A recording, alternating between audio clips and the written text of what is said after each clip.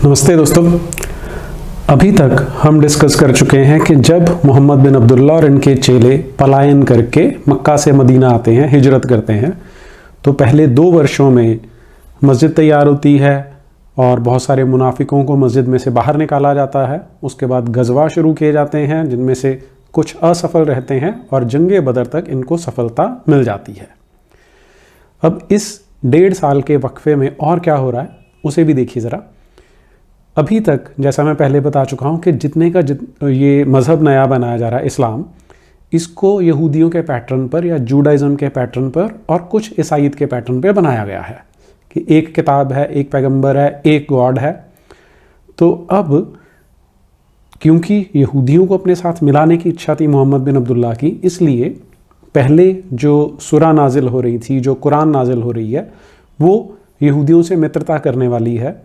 और उसके बाद अब जब मदीना में शिफ्ट हो जाते हैं तो थोड़े से इसमें चेंजेस आएंगे, लेकिन हम पहले देखते हैं कि किस तरह से पहले यहूदियों के साथ दोस्ती करने की कोशिश हो रही थी। इसका एक एग्जाम्पल हमें मिलता है सूरा 26 में, आयत नंबर 192 से 197 तक। और ए नबी, शक नहीं कि ये कुरान सारी दुनिया के मालिक अल्लाह ने नाजिल की है, जिसे एक फ़रिश्ता जिब्रील साफ़ अरबी ज़बान में लेकर तुम्हारे दिल पर नाजिल हुए हैं, ताकि तुम भी पहले के पैगंबरों की तरह लोगों को अल्लाह के अज़ाब से डराओ। और बेशक यही खबर और पैगंबरों की किताबों में भी मौजूद है। क्या उनके लिए ये कोई निशानी नहीं है कि इसको उलेमा बनी इज़राइल जानते हैं? तो आप देखेंगे यहाँ पर जो बनी इज़राइल है, यहाँ पर यहूदियों को कहा जा रहा है। बार बार इस तरह के आर्गुमेंट आ रहे हैं कि यहूदी जानते हैं इसलिए उन्हें इस्लाम कबूल कर लेना चाहिए, उन्हें मुसलमान बन जाना चाहिए। ऐसे ही सूरा नंबर 46 आयत नंबर 10, ए नबी तुम कह दो, भला देखो तो कि अगर ये कुरान अल्लाह की तरफ से हो और तुमने उससे इनकार कर दिया, हालांकि बनी इज़राइल में से एक तो ऐसी एक किताब की गवाही भी दे चुका है और ईमान भी ले आया, और तुम गरूर में पड़े हो, अल्लाह जालिम लोगों को मंजिल तक नहीं पहुंचाता। जब ये मदीना शिफ्ट होता है तो वहाँ पर एक प्रमुख यहूदी था जो मुसलमान बन गया था, तो उसका यहाँ पर अल्लाह मियाँ अपनी किताब में रेफरेंस देते हैं कि वो बन गए, लेकिन बाकी के अभी भी कन्वर्ट नहीं हुए हैं। ऐसा ही रेफरेंस आता है सूरा 6 में आयत नंबर 20, जिन लोगों पर हमने किताब नाजिल की है, यहूदी और ईसाई, वो तो नबी मोहम्मद को ऐसे पहचानते हैं जैसे अपनी औलादों को पहचानते हों, पर जो भटके हुए हैं वो नहीं मानते। तो अभी तक जो पैटर्न है कुरान का, जो मक्का का पैटर्न था, वो ये था कि नया मज़हब है, ये यहूदियों के पैटर्न पर है, यहूदी भी इसकी बात को मानते हैं, इसलिए अब इसको अपना लो। लेकिन जब इनको यहाँ पर मदीना में आने के बाद सफलता मिलने लगती है मोहम्मद बिन अब्दुल्ला को, और चेलों की संख्या बढ़ने लगती है, और स्पेशली जब बदर की जंग जीत जाते हैं, तो अब जो कुरान की टोन है वो ज़्यादा एग्रेसिव हो जाती है, वो ज़्यादा चेंज हो जाती है। इसमें पहला रेफरेंस मैं ले रहा हूँ इब्न इज़हाक की जो बायोग्राफी है द लाइफ ऑफ मोहम्मद, उसका पेज नंबर 257 है।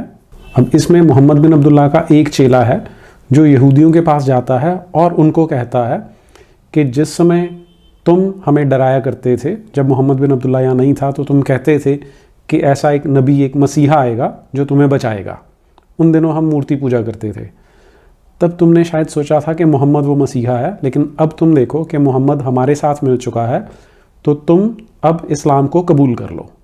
तो जो यहूदी थे वो आगे से उत्तर देते हैं कि जो हम तुमसे कहते थे मोहम्मद में ऐसी कोई निशानी नहीं है, ये मोहम्मद वो मसीहा नहीं है या वो पैगंबर नहीं है जिसकी बात हम किया करते थे। जैसे ही ये बात मोहम्मद बिन अब्दुल्ला तक पहुंचती है तो अल्लाह मियाँ इसके बारे में एक नई आयत नाजिल कर देते हैं, अपनी एक जो लौहे महफूज किताब है उसमें से निकाल कर। ये है सूरा नंबर 2 आयत नंबर 89 से आगे चलती हैं। और जब उनके पास अल्लाह की तरफ से किताब कुरान आई और वह उस किताब तौरत की जो उनके पास है तस्दीक भी करती है, और उससे पहले इसकी उम्मीद पर काफिरों पर फतह याब होने की दुआएं मांगते थे, बस जब उनके पास वह चीज़ जिसे पहचानते थे आ गई तो लगे इनकार करने, बस काफिरों पर अल्लाह की लानत है। क्या ही बुरा है वह काम जिसके मुकाबले में इतनी बात पर वह लोग अपनी जानें बेच बैठे हैं कि अल्लाह अपने बंदों से जिस पर चाहे अपनी इनायत से किताब नाजिल किया करे। इस रश्क से जो कुछ अल्लाह ने नाजिल किया है सबका इनकार कर बैठे, बस उन पर गज़ब टूट पड़ा और काफिरों के लिए बड़ी रुसवाई का अजाब है। और जब उनसे कहा गया कि जो कुरान अल्लाह ने नाजिल किया है उस पर ईमान लाओ, तो कहने लगे कि हम तो उसी किताब पर ईमान लाए हैं जो हम पर नाजिल की गई थी, और उस किताब कुरान को जो उसके बाद आई है नहीं मानते हैं, हालांकि वह कुरान हक है। और उस किताब तौरत की जो उनके पास है तस्दीक भी करती है, मगर उस किताब कुरान का जो उसके बाद आई है इनकार करते हैं। ए रसूल, उनसे ये तो पूछो कि तुम्हारे बुज़ुर्ग अगर ईमानदार थे तो फिर क्यों अल्लाह के पैगंबरों का साबिक कत्ल करते थे।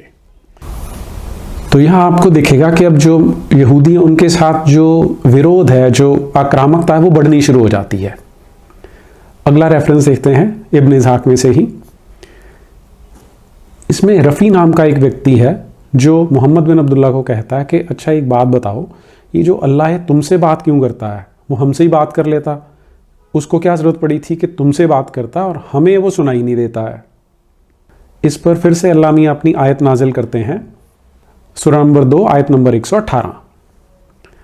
और जो मुशरिकीन कुछ नहीं जानते कहते हैं कि अल्लाह हमसे खुद कलाम क्यों नहीं करता, या हमारे पास खुद कोई निशानी क्यों नहीं आती, इसी तरह उन्हीं की सी बातें वह कर चुके हैं जो उनसे पहले थे।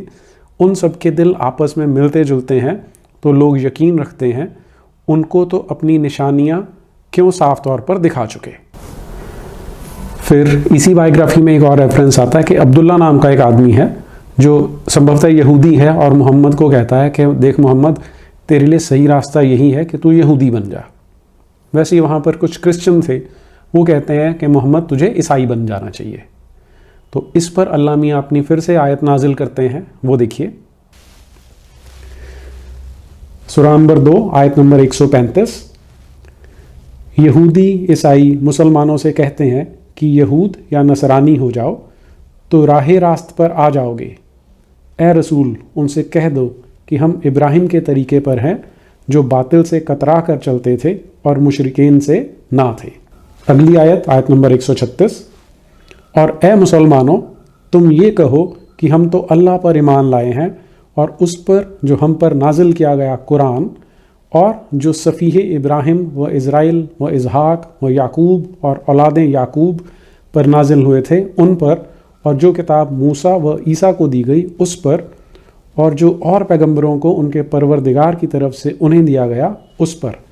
हम तो उनमें से किसी एक में भी तफरीक नहीं करते और हम तो अल्लाह ही के फरमाबरदार हैं। अगली आयत 137। बस अगर ये लोग भी उसी तरह ईमान लाए हैं जिस तरह तुम, तो अलबत्ता राह रास्त पर आ गए, और अगर वह इस तरीके से मुंह फेर लें तो बस वह सिर्फ तुम्हारी ही ज़िद पर हैं। तो ए रसूल, उनके शर से बचाने को तुम्हारे लिए अल्लाह काफ़ी होगा, और वह सबकी हालत खूब जानता और सुनता है।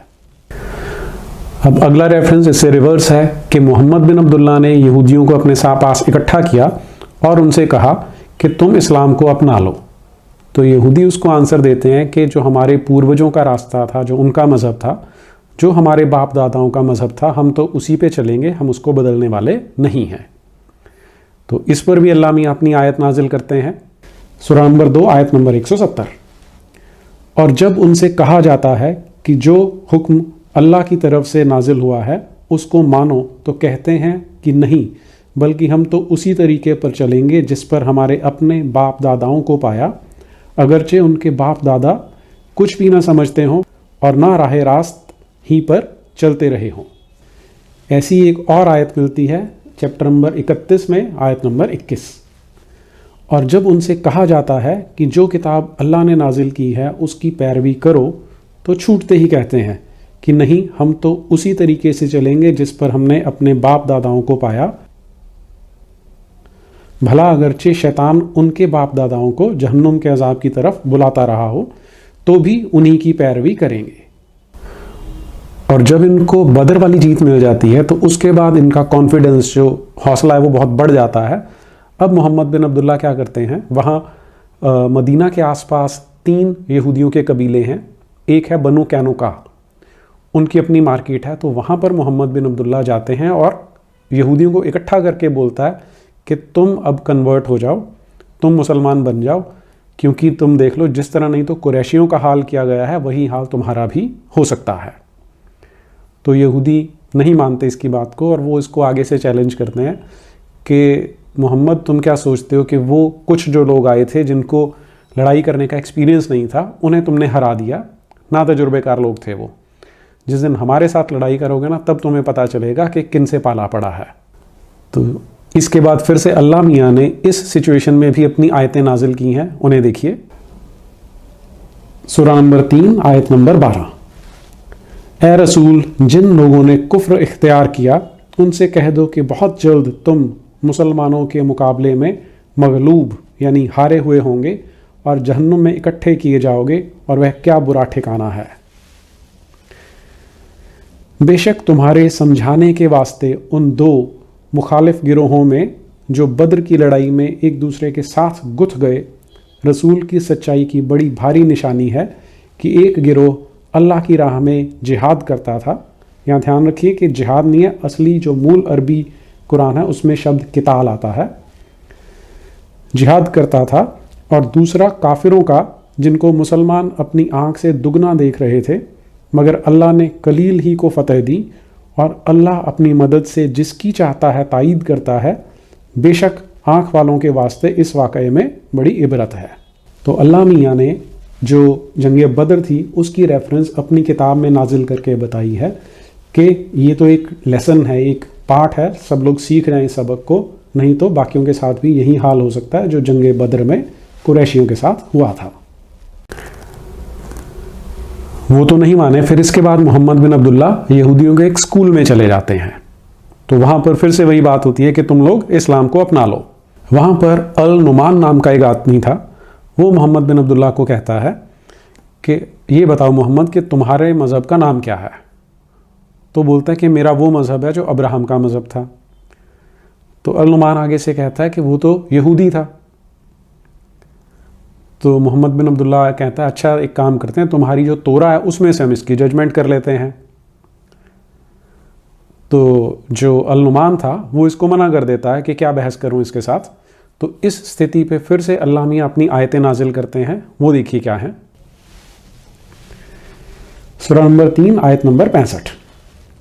ए अहले किताब, तुम इब्राहिम के बारे में ख्वामखा क्यों झगड़ते हो कि कोई उनको नसरानी कहता है, कोई यहूदी, हालांकि तौरत व इंजिल जिनसे यहूद व नसारा की इब्तिदा है वह तो उनके बाद ही नाजिल हुई।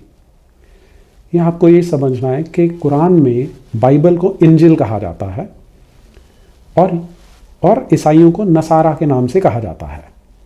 तो क्या तुम इतना भी नहीं समझते? लो अरे तुम वही अहमक लोग हो कि जिसका तुम्हें कुछ इल्म था उसमें तो झगड़ा कर चुके। खैर फिर तब उसमें क्या ख्वामखा झगड़ने बैठे हो जिसकी सिरे से तुम्हें कुछ खबर नहीं है। हकीकत हाल तो अल्लाह जानता है और तुम नहीं जानते। इब्राहिम ना तो यहूदी थे और ना नसरानी, बल्कि निरे खरे हक पर थे और फर्मा बरदार बंदे थे और मुशरिकों से भी ना थे। इब्राहिम से ज़्यादा खुसूसियत तो उन लोगों को थी जो ख़ास उनकी पैरवी करते थे, और उस पैगंबर और ईमानदारों को भी है, और मोमिनीन का अल्लाह मालिक है। मुसलमानों, अहले किताब से एक गिरोह ने बहुत चाहा कि किसी तरह तुमको राह रास्त से भटका दे, हालांकि वह अपनी तदबीरों से तुमको तो नहीं मगर अपने ही को भटकाते हैं। तो ये जंग बदर के बाद इस तरह की स्थिति बन रही है कि इनमें कन्फ्रंटेशन होने लग जाती है। अब एक जो और प्रॉब्लम मोहम्मद बिन अब्दुल्ला यहाँ फेस करता है वो क्या है कि यहूदी उसकी पीठ पे उसका मजाक उड़ाते हैं। वो कहते हैं कि ये तुम्हारा पैगंबर बना फिरता है, किबला तो इसे पता नहीं था किधर है, हमने इसे बताया था कि जेरूसलम मंदिर वहाँ पर है, तो तुम उधर को मुंह करके किबला अपनी नमाज कर सकते हो। अब ये हमारे लिए क्यों इम्पॉर्टेंट है कि अब तक लगभग 15 साल हो चुके हैं इस्लाम को शुरू हुए। मोहम्मद बिन अब्दुल्ला और जितने नए चेले बने हैं उनके, वो सारे के सारे जो यहूदियों का जेरूसलम में सिनागॉग है उधर को मुंह करके नमाज करते थे, जिसे किबला कहा जाता है। लेकिन अब ये किबला बदलने वाला है। वो किस तरह से बदलता है, आइए उसे देखते हैं। इसके बारे में जो रेफरेंस है हमारे पास जो बायोग्राफीज़ में से, वो क्या है, ये मैं विलियम मुयर वाली बायोग्राफी में से ले रहा हूँ। उसमें ये बताया जाता है कि एक दिन मोहम्मद बिन अब्दुल्ला जिब्रील को कहते हैं कि हम चाहते हैं कि ये जो यहूदियों वाला किबला है ये बदल जाए और हम किसी और किबले की ओर हो जाएं। तो जिब्रील, अब ये जिब्रील किसी और को ना सुनाई दे रहा है ना दिखाई दे रहा है, केवल मोहम्मद बिन अब्दुल्ला की बात पर हमें विश्वास करना है। तो जिब्रील कहता है कि मैं तो एक अदना सा गुलाम हूँ अल्लाह मियाँ का, अगर तुम्हें चाहते हो तो अपनी दरख्वास्त सीधी अल्लाह मियाँ को करो। तो मोहम्मद बिन अब्दुल्ला अल्लाह मियाँ को ये दरख्वास्त करते हैं कि हमें ये यहूदियों के किबले से बचाया जाए। फिर इसके कुछ समय बाद क्या होता है कि एक दिन ये मदीना की जो मुख्य मस्जिद है उससे थोड़ी दूरी पर, लगभग 3-4 मील की दूरी पर एक जगह पर नमाज कर रहे होते हैं कि बीच में ही एक नई आयत उतरती है कि जिब्रील एक आयत लेके आता है और मोहम्मद बिन अब्दुल्ला उसको सुनते हैं और बाकी लोगों को सुनाते हैं। अगली आयत, आयत नंबर 144। अभी 144 ज़्यादा क्लियरली स्पष्ट करेगी कि क्या हो रहा है। ए नबी, किबला बदलवाने के लिए तुम्हारा बार बार आसमान की तरफ मुंह करना हमने देखा है और हम ज़रूर तुझे उस किबले की तरफ मोड़ देंगे कि तुम खुश हो जाओ। अच्छा, तो नमाज ही में तुम काबा की तरफ मुंह कर लो और ए मुसलमानों, तुम जहाँ कहीं भी हो काबे की तरफ अपना मुंह फेर लिया करो, और जिनको तौरत वगैरह दी गई है वो खूब जानते हैं कि किबले की ये तब्दीली बहुत सही है और उसके परवरदिगार की तरफ से है, और वह लोग जो कुछ करते हैं अल्लाह उनसे नावाकिफ़ नहीं है।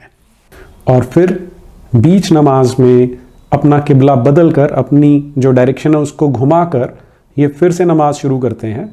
अब यहाँ आप ये याद रखिए कि जब हम मदीना से देखते हैं तो जो जेरूसलम है वो उत्तर की दिशा में है और मक्का या काबा जो है वो दक्षिण की दिशा में है।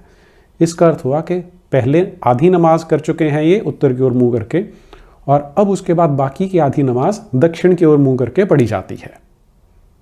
अब इस घटना के बाद जो यहूदी हैं वो इनका थोड़ा सा और मजाक उड़ाना शुरू कर देते हैं, और उनमें से कुछ लोग मोहम्मद बिन अब्दुल्ला के पास आते हैं और उसे कहते हैं कि ये तूने किबला क्यों बदल दिया है, पहले तो तू कहता था कि मैं इब्राहिम को फॉलो करता हूँ, तो इब्राहिम का जो मज़हब है वो तो तुम्हें जेरूसलम की ओर झुक के किबला करना चाहिए था, तो तुमने इसे बदला क्यों।